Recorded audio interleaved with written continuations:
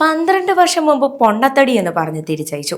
എന്നാൽ 59കാരന്റെ വയറ്റിലുണ്ടായിരുന്നത് 27 കിലോയുള്ള ഭീമാകാര tumour. Norwegian സ്വദേശിയായ Thomas ക്ലൗട്ടിനാണ് ഈ ദുരനുഭവം ഉണ്ടായത്. 2011 തോമസിന് ആരോഗ്യ പ്രശ്നങ്ങൾ അനുഭവപ്പെട്ടു തുടങ്ങിയത്. വയറ്റിനുള്ളിൽ എന്തോ വളരുന്നത് പോലെ തോന്നിയ തോമസ് ഇതേ തുടർന്ന് ഡോക്ടറിനെ സമീപിക്കുകയായിരുന്നു. അപ്പോഴാണ് ടൈപ്പ് 2 പ്രമേഹവും പൊണ്ണത്തടിയുമാണ് അസ്വസ്ഥതകൾക്ക് കാരണമെന്ന് ഡോക്ടർ പറയുന്നത്. കൂടാതെ ശരീരഭാരം കുറയ്ക്കാനുള്ള മരുന്നുകൾ നൽകുകയും ചെയ്തു. ഇതിനു പിന്നാലെ ശരീരഭാരം കുറയ്ക്കാനുള്ള ശ്രമത്തിലായിരുന്നു തോമസ്. എന്നാൽ ഈ അടുത്താണ് തോമസിന് പൊണ്ണത്തടിയല്ലെന്നും വയറ്റിൽ 27 കിലോഗ്രാം ഭാരമുള്ള ട്യൂമർ വളരുന്നുണ്ടെന്നും കണ്ടെത്തിയത്. ശരീരത്തിനുള്ളിൽ ക്യാൻസറിന് കാരണമായ ട്യൂമർ വളരുന്നത് അറിയാതെ വണ്ണം കുറയ്ക്കാനുള്ള വ്യായാമങ്ങളിൽ തോമസ് ഏർപ്പെടുകയായിരുന്നു. ശരീരഭാരം നിയന്ത്രിക്കാനുള്ള ഗ്യാസ്ട്രിക് സ്ലീവ് ഓപ്പറേഷനായി തോമസിനെ വിശദമായി പരിശോധിച്ചപ്പോഴാണ് ഇദ്ദേഹത്തിന്റെ വയറ്റിനുള്ളിൽ 27 കിലോഗ്രാം ഭാരമുള്ള ട്യൂമർ കണ്ടെത്തിയത്. ഓരോ ദിവസവും വയർ വലുതായിക്കൊണ്ടിരുന്ന തോമസ് നിരവധി ഡോക്ടർമാരെയാണ് കാണേണ്ടി വന്നത്.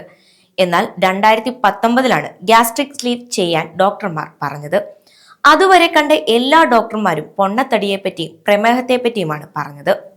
അതുകൊണ്ട് തന്നെ ഗ്യാസ്ട്രിക് സ്ലീവ് ഓപ്പറേഷന് മുൻപ് ഫിറ്റ്നസ് ക്ലാസുകളിലും തോമസ് പങ്കെടുത്തിരുന്നു. പതിയെ തോമസിന്റെ ശരീരം മെലിയാൻ തുടങ്ങി.